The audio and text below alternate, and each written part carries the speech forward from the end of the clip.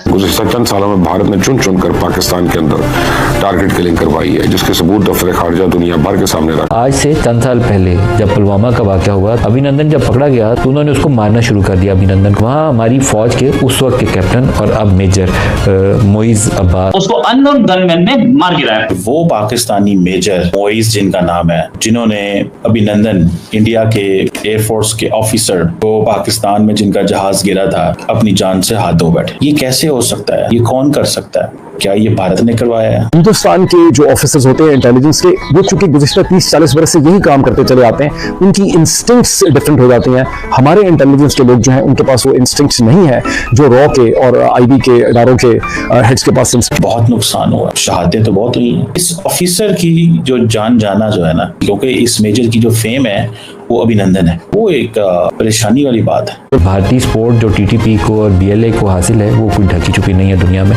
पाकिस्तान में इंस्टेबिलिटी फैलाने के लिए अब ये उनका बेहतरीन हथियार ये है कि वो टीटीपी और बीएलए को फंड करते हैं, उनको असला देते हैं और पाकिस्तानी इलाकों में हमला करवाते हैं। जय हिंद दोस्तों, स्वागत है आपका हमारी एक और नई वर्ल्ड स्पेशल न्यूज़ में।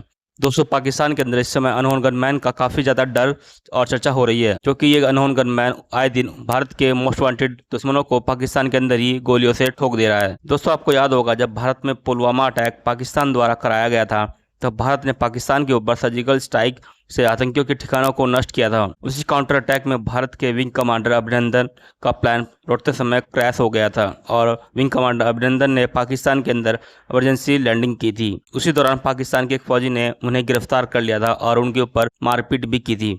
लेकिन दोस्तों, खबर आ रही है कि कल ही 24/6/2025 को उस फौजी को भी अनहोन गनमैन ने गोली से मार गिराया है, जिसे लेकर के पाकिस्तान में मातम सा छा गया है। जब पाकिस्तान ने अभिनंदन को पकड़ा था तब उनके यहाँ इस बात को खूब जश्न मनाया गया था, लेकिन अब पाकिस्तानी रो रो कर भारत के ऊपर इल्जाम लगा रहे हैं कि ये सब भारत करवा रहा है। पाकिस्तानी मीडिया के अंदर इसी बात की चर्चा हो रही है। तो चलिए वीडियो शुरू करते हैं। दोस्तों, कहा जा रहा है कि वो पाकिस्तानी मेजर मोइज जिनका नाम है, जिन्होंने अभिनंदन इंडिया के एयरफोर्स के ऑफिसर को पाकिस्तान में जिनका जहाज गिरा था, वो आज एक दहशतगर्दों की कार्रवाई में अपनी जान से हाथ धो बैठे। लेकिन ये बड़ी इंपॉर्टेंट बात है कि ये उनकी जारी बात है, शोहरत ये बन गई हुई थी कि यार ये जो बंदा है ना, इसने अभिनंदन को उस वक्त अरेस्ट किया था। हमारे फौजियों को तो देखें बहुत हमले हो रहे हैं, इतने हमले होते होंगे कि शायद आपकी सोच है या आप ये तसव्वुर कर सकते हो कि हमारे फौजी कितने को जो है ना उनकी जानें चली गई हैं। लेकिन ये स्पेसिफिकली इस ऑफिसर की जो जान जाना जो है ना, वो एक परेशानी वाली बात है। ये कैसे हो सकता है? ये कौन कर सकता है? क्या ये भारत ने करवाया है या ये एक रूटीन में वो मौजूद थे एक जगह पे, तो वहां पे हमला हुआ और वो उनकी जान चली गई। कहा जाता है कि वो एक वजीरिस्तान के अंदर एक इंटेलिजेंस बेस्ड ऑपरेशन कर रहे थे, उसे बोलते हैं सरारोगा एरिया। उनके साथ एक लांस नाइक है, वो भी शहीद हुआ। ये एक इंटेलिजेंस बेस्ड ऑपरेशन कर रहे थे साउथ वजीरिस्तान में, जहां पे वो समझते थे कि 11 टेररिस्ट मौजूद हैं। ये जो टेररिस्ट हैं, सारी बात है, इनको डील करने की जिम्मेदारी थी वो मेजर मोइज शाह, इनका नाम है, चकवाल से हैं, वहां से दी गई।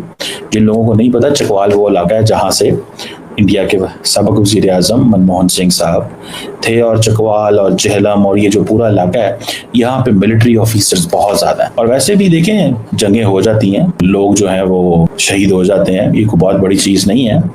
लेकिन स्पेसिफिकली उस बंदे का शहीद होना जिसने अभिनंदन को गिरफ्तार किया उस वक्त, ये थोड़ी सी एक चीज़ है जिसको मैं वाकई स्टडी करना चाहता हूँ, जानना चाहता हूँ कि क्या कोई इसके पीछे लॉजिक कोई चीज़ तो नहीं है, कोई ऐसा तो नहीं है जो, और जैसे कहते हैं ना, हम कहें कि यार ये क्या गेम क्या है पीछे, समझ रहे हैं? गेम क्या है पीछे?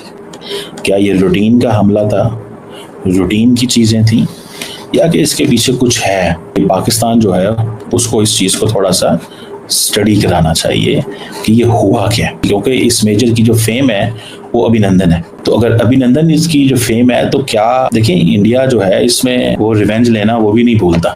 या फिर ये है कि ये बंदा टेक्निकली ही इस ऑफिसर की वहां पे जान चली गई। अल्टीमेट ट्रुथ क्या है वो तो टाइम ही बता सकता है, लेकिन ये पता है कि मेजर साहब जो है उनको शहीद कर दिया गया है। और ये खबर बड़ी नॉर्मली ये पता नहीं चलती, लेकिन ये खबर आई है। शहादतें तो बहुत हुई हैं, बहुत नुकसान हुआ, पाकिस्तान का बहुत नुकसान हुआ है। ये जो नॉन स्टेट एक्टर्स के खिलाफ जो पाकिस्तान की जंग है ना, इसने तो पकड़ के तबाही उतार के रख दी। पाकिस्तान की फौज को बैटल हार्डन भी बनाया इसने, लेकिन इसका नुकसान भी बहुत हुआ है। पाकिस्तान बड़े तगड़े पाकिस्तान के ऑफिसर जो है ना, तगड़े उनकी जानें चली गई है। मैं आपको बात बताऊं, ये कोई मजाक चीज नहीं होता। तगड़े आर्मी ऑफिसर, एयरफोर्स, नेवी, मतलब इस तरह के, समझ रहे हैं। और इसमें मतलब ये वो चीजें हैं जिसको समझने की हमें थोड़ी सी कोशिश करनी चाहिए। सब देखते हैं कि ये क्या है, ये कौन सा मिलिटेंट ग्रुप था जिसने हमला किया, जिसके पीछे गए थे और फिर ये चीज हुई। मतलब दिस इज समथिंग इम्पोर्टेंट। पहली बार इस अज्ञातों ने ढंग का काम करा है, क्योंकि लश्कर तैयबा, जैश मोहम्मद, हिजबुल मुजाहिदीन, खालिस्तान फलानी फोर्स, ढिमका force, tiger force, guerrilla force, है नी, इनको मारने का कोई फायदा नहीं है। ये तो पनपते रहेंगे जैसे कि बारिश में कुकुर मुत्ते निकलते हैं पेड़ के नीचे। दे आर मशरूम्स, ये यहाँ से निकले वहां से निकले।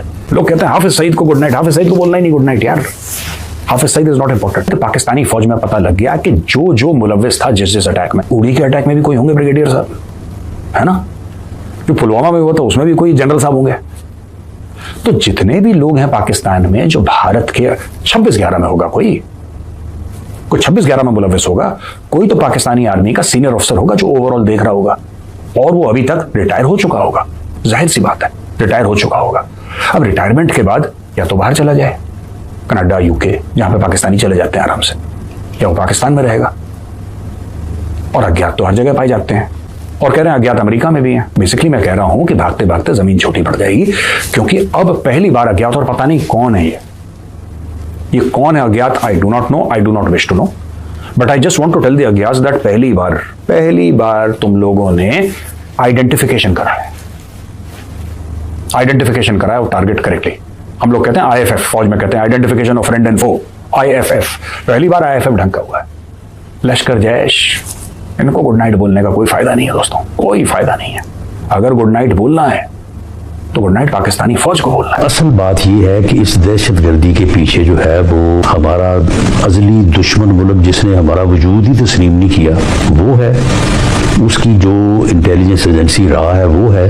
उसके तहत वहाँ पे जो टीटीपी या फितना ख्वारिज जो है वो वहाँ पे शेल्टर में बैठे हैं। वहाँ पे उन्हें जो है वो ये सहूलत